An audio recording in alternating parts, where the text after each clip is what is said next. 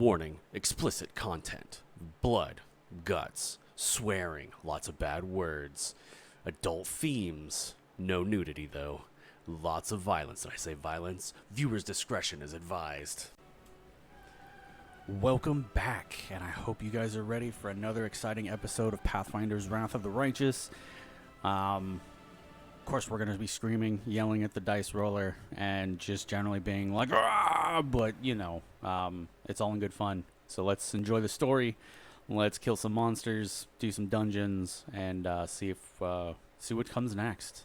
So let's go and hop into it. Welcome back. And while you were gone, been waiting for you. Ran around, looked at the camp, right? Got some people, had a drink with Sela. Did some inventory management. Oh, I gotta finish that. Hold on. Wilshire Garms. He's the guy that is our camp dude. There we go.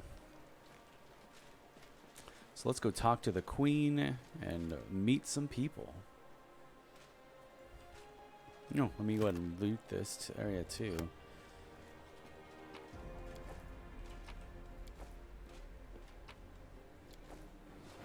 Not that there's anything special in here, it seems. It's all junk. Oh well. Alright, let's talk to Queen Galfrey. The queen greets you with a stare. She has dropped the pompous air with which she just announced the Fifth Crusade. The face of a ruler of Mendev appears calm and thoughtful. She has made her move and now awaits her opponent's reply. Commander, I'm satisfied with the troop review, but I do not expect they will be sufficient for the task. You will have to prove yourself a shrewd leader and hire the necessary troops with the provided funds. I have chosen a target for your campaign, and that target is Dresden, our lost outpost within the World Wound. The Sword of Valor was kept there, a banner that was once carried by Iomade herself. Our greatest relic was lost when the city fell. I should make one thing clear from the start. The Sword of Valor is no mere symbol, but a powerful weapon against demons. The holiness of the banner weakens them and robs them of one of their most dangerous abilities, teleportation. Oh, that's good. A forced march to Dresden awaits you. The Sword of Valor is kept somewhere within the Citadel. The demons probably think it's a hunting trophy. Its recovery is just as important as retaking the city itself. I hope the task is clear. I'm sending 2 specialists to help you, along with the soldiers. A historian, Nura Denduar, and a cleric, Soziul Vainik. The queen nods to the human man and the young halfling woman standing next to her. One of the famous inquisitors of the Church of Iomade also wants to talk to you. The Honorable Leota, whom everyone calls Hawkblade. I do not wish to keep you, Commander. The matter I must discuss with you is extremely important, but it is not directly related to the Crusade. You no doubt wish to meet your new comrades and speak with Her Majesty. Therefore, I shall leave you now, but I ask that you seek me out in the camp at your earliest convenience. Hi! Listen, it's amazing here. It's like I'm in a ballad. There's knights in shining armor, deadly dangers, glorious feats. We are going to show those demons. I'm so tired of sitting in a library reading books about history. It's time I took part in it. She's got a lot of energy. Cause, Commander. If you have some time later, I'd like to speak with you further. You'll have plenty of time to talk. You're the Knight Commander's people now, her trusted advisors and companions. Now then, will you please leave us? Irabeth, you can go too. When we met at the Defender's Heart, I never imagined you'd make me the commander of the new crusade. Some actions may be deemed bold, or even extreme. And beyond those, there are some you might call the Queen's last resort. I am not a simple monarch. I am at war with the Abyss, a war which has lasted over 100 years. I cannot allow myself the luxury of caution. In you, I see a chance, and I am willing to stake everything on it. However, you cannot blame me for putting you in charge of the Crusade. I only formalized what had already happened in the hearts and minds of many. People spoke of the power that descended upon you and helped you save the Wardstones from corruption and total destruction. Word of this feat quickly spread far beyond the borders of Mendev. There was no other person who could better fit the role of Knight Commander of the Fifth Crusade. I have some questions about my mission to retake Dresden. Of course, I shall answer. What forces are at my disposal? Everyone we saw today at the parade. First among them, the Eagle Watch, who remain a powerful force thanks to Irabeth's resourcefulness. Also marching with you are several minor knightly orders, as the minor volunteer units like to be called. And finally, I have personally selected some recruits from Neurosian. They have little in the way of battle experience, but great determination and a thirst to prove themselves. I've always thought that an army benefits from at least one such unit. These forces, as I said, are not enough for a march on Dresden. You will have to hire additional troops with the funds that have been provided to you. But for a brave commander, and I hope you are one, that is just the beginning. If you retake Dresden, recover the holy power of the Sword of Valor, and gain a foothold in the region, then new armies will join under your banner. The Fifth Crusade is only beginning. Many battles and victories lie ahead. It's been decades and no one has managed to retake the city. Why do you think we're different? We have a chance now that we haven't seen in decades. But it's more than that. You created this chance for us by foiling the demon's plans in Canabris. The army who attacked the city came straight from Dresden. Demon hordes from the Abyss are usually encamped there, but many of them perished on the streets of Canabris. We must attack swiftly before they can restore their forces. When the city is free and the Sword of Valor appears before our soldiers, they won't be sending in any more reinforcements. Demons cannot teleport into an area protected by the banner of the goddess. I have no more questions. Wonderful.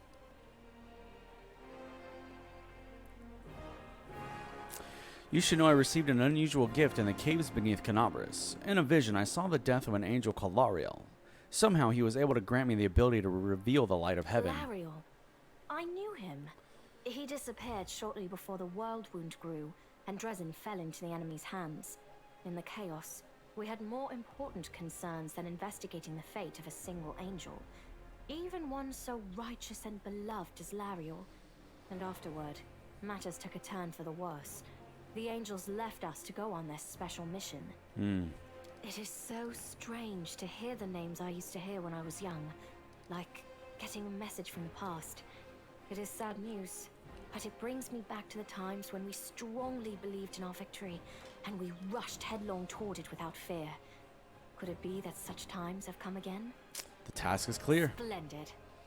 Ah, yes. We have one final matter to attend to. It should be rather enjoyable. Count, there you are. You received my instruction? I did, though I did not have time to read the thing before I was dragged before your majesty. In truth, I was readying myself to depart. No matter. I trust you will forgive your sovereign for the rather brusque summons, especially when you learn what prompted it. As you are aware, she has recently been appointed my Knight Commander of the Fifth Crusade. I spent a long while pondering whom to appoint to the highly sensitive post of Commander's Field Attaché and Advisor Plenipotentiary without portfolio. Congratulations, Count. It is a great honor, I suppose. Chaotic, what a wonderful gesture, Your Majesty. I imagine our dear Count would have been inconsolable if you hadn't given him this chance to serve the common cause. I knew you would approve, Commander.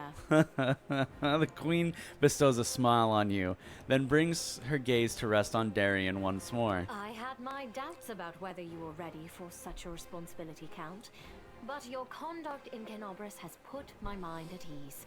So, you will travel with the troops to Dresden. Only the commander may remove you from your post, but I trust that you will dutifully fulfill her orders and make a good showing of yourself. Especially since word of your appointment, Count, will reach the court at any moment. All of Mendev's nobility will be following your successes in service to the nation, including all of your devoted admirers. I even heard that one bard with whom you are particularly friendly has already begun composing a ballad to honor your heroic participation in the crusade. and your faithful service to the commander here. This lady. Your largesse truly knows no bounds, dear cousin. I am most gratified by the honor you have shown me.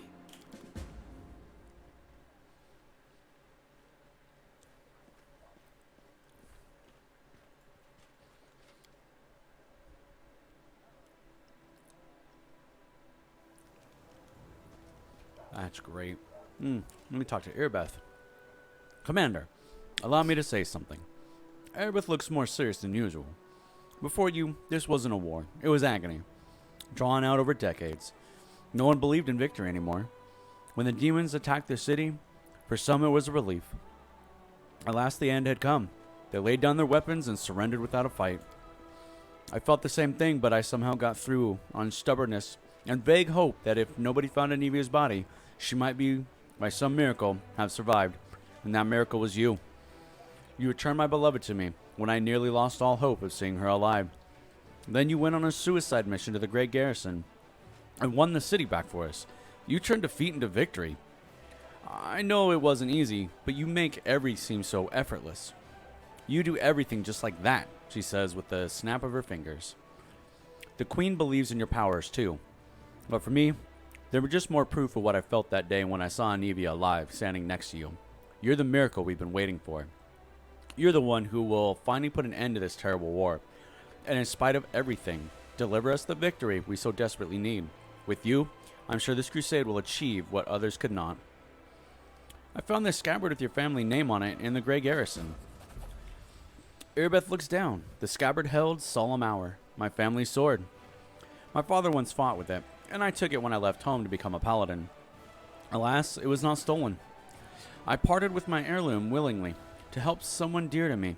Anivia needed expensive healing, and having no other way to procure the money, I pawned my father's sword.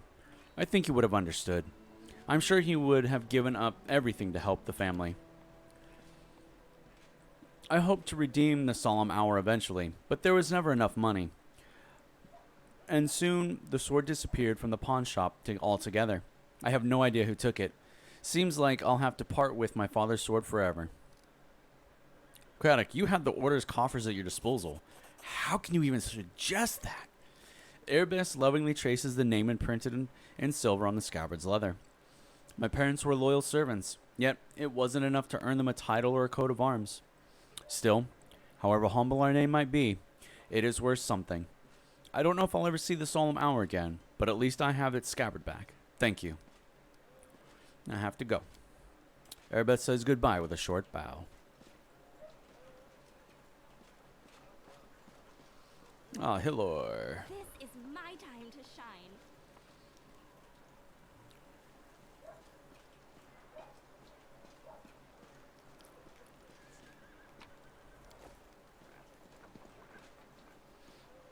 Walk around and find people. There's Nenny, yo.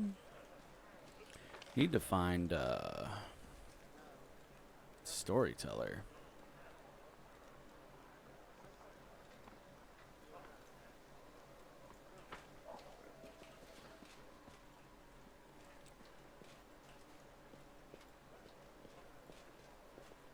There's something over there.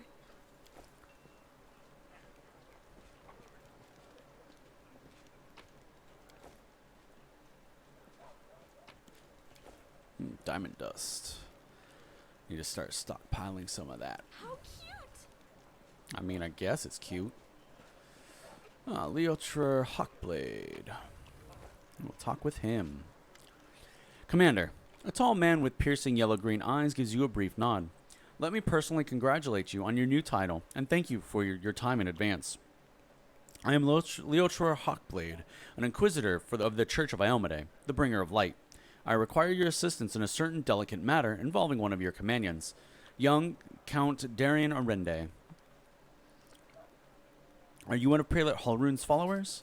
Leotr's face freezes for a moment, but he nods. Yes, of course. Where were you during the attack on Canabras? I was on the hunt. A very successful one, but as often happens in life, this minor success was a mere harbinger of a larger failure. If I hadn't been so far away from Canabras on the day of the attack, I might have been able to help my comrades and prevent a number of deaths. Thank you for your answer. It is not an easy topic for me. I'd prefer not to discuss this again. What brings you here? I ask you to assist the Church of Iomade in an investigation of the utmost importance. I understand that the leader of the crusade has plenty of other matters to attend to, but please, allow me to tell you the details. Perhaps it will explain why I'm calling upon you. The Inquisitor's open face instantly reveals his feelings. He frowns and looks through you, lost in thought for a moment. I suppose you have already heard about Count Arende's story. I prefer the tragedy at Heaven's Edge Estate. Or I refer to the tragedy at Heaven's Edge Estate. You're going to investigate this old case again, aren't you? Yes, I am. I have several reasons to doubt the widely shared account of what exactly happened at the estate and how it happened. You see, Commander, I was among those sent to examine the estate after the incident. I saw everything with my own eyes, and I still remember it clearly, even though it feels like it happened a lifetime ago. Heaven's Edge was a unique place that still carried the spirit of old Mendev before the World Wound, and yet, on that day, it turned into a labyrinth house of horrors. Like something only seen on our nightmares. Apologies for the digression. I wanted to tell you about my suspicions. Everything about the incident seemed odd. Why was the only person left alive a young boy with a newfound talent for divine magic? Why did nobody send to Canabras for help, even though the agony spanned many hours? We found the demons dead with their heads cut off. When we got into the estate, how were they defeated? How did the disease kill even the paladins present at the estate, who are said to be immune to any disease?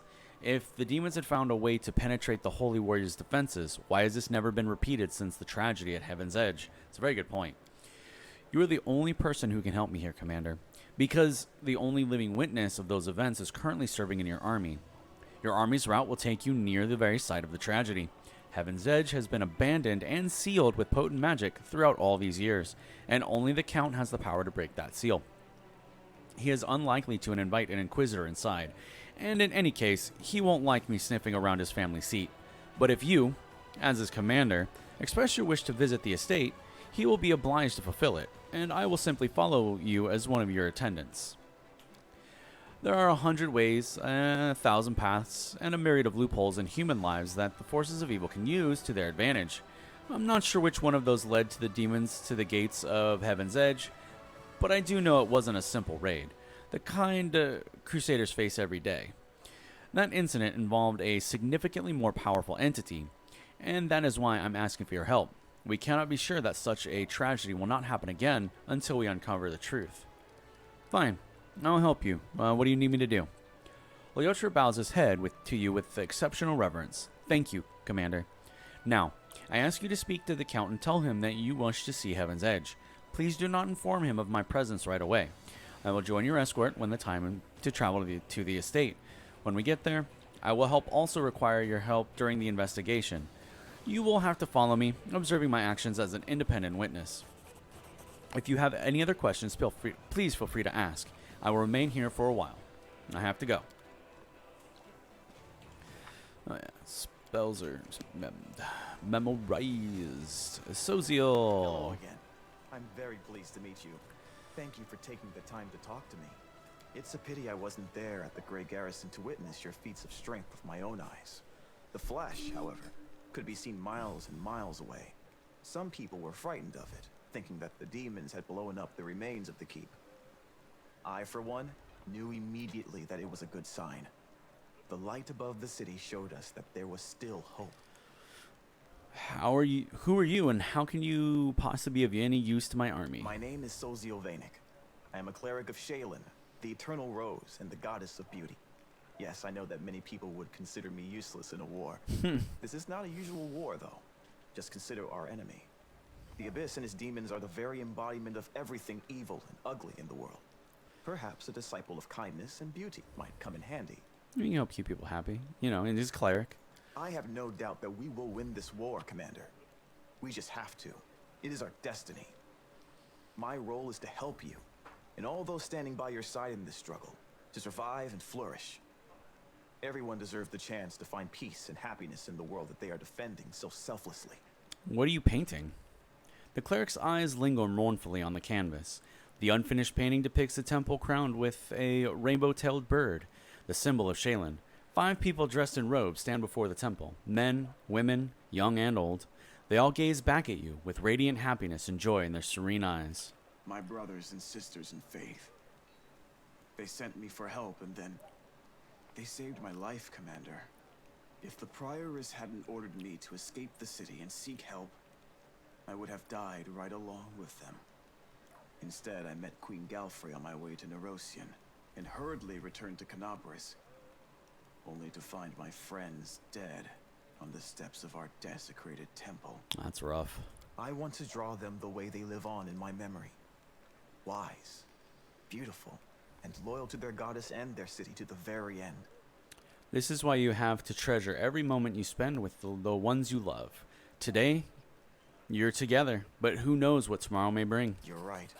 I took their company for granted and never even imagined that they might just disappear in the blink of an eye. So many words left unspoken. Now it's my duty to make sure my friends and tutors did not die in vain.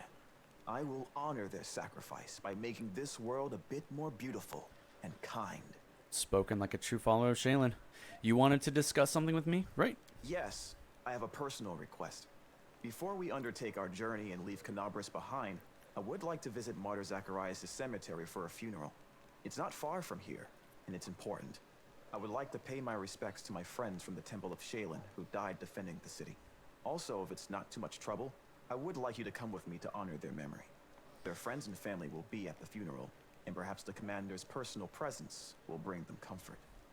I know that you are burdened by many cares right now, so I understand if you can't find the time.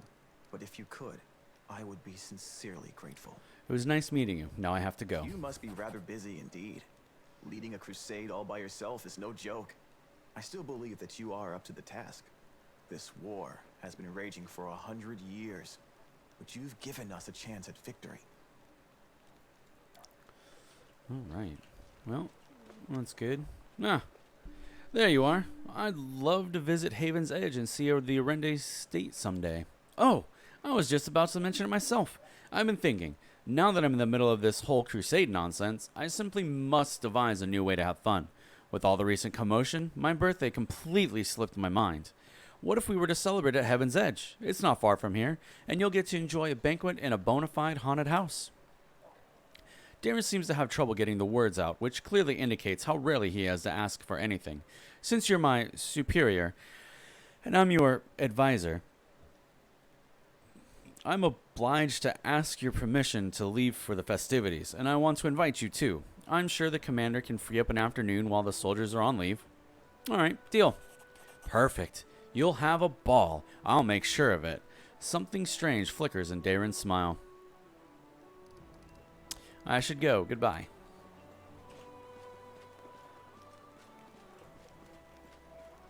Hey, have a look. There's Elon and all them.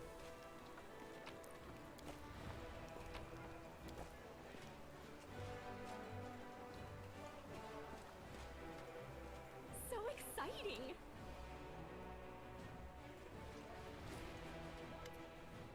Aneva sweeps an inquisitive glance over you. So tell me straight, how'd that brawl at the Grey Garrison end? I heard the rumors, of course. That's kind of my job, you know, to listen. You've no idea what cobblers the Crusaders have to say about you. Some say that Iomade came to you and appointed you a herald. Others say that you died, and an honest-to-God's angel is now leading the army disguised as you. Still, others say it was just an explosion at an alchemist's lab, and I'm the one spreading the rumors about your powers. I wish. But you know, you really have changed since the Grey Garrison. It's hard to describe, but you've become kinda more dangerous? Yeah, exactly. More dangerous. I have a gut instinct about these things. If I didn't, I'd already be dead. You're dangerous, Commander, and by Desna, I hope you'll be dangerous to our enemies, and not to us, or to yourself. I have to go.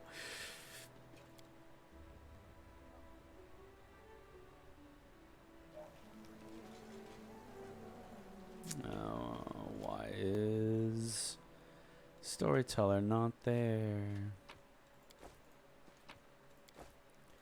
Nura, Knight Commander, how can I help? There's much I can do. Just ask. Nura looks at you with eyes filled with enthusiasm. She's holding a notebook and a traveler's inkwell.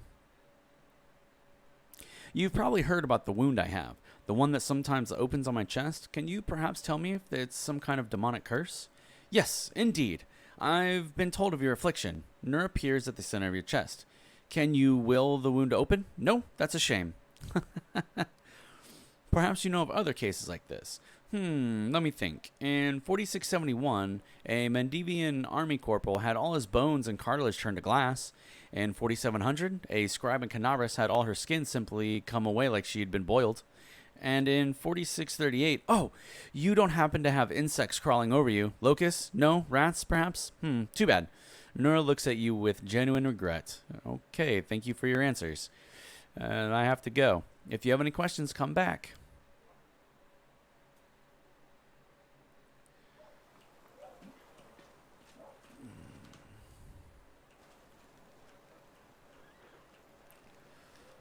Mysterious elf.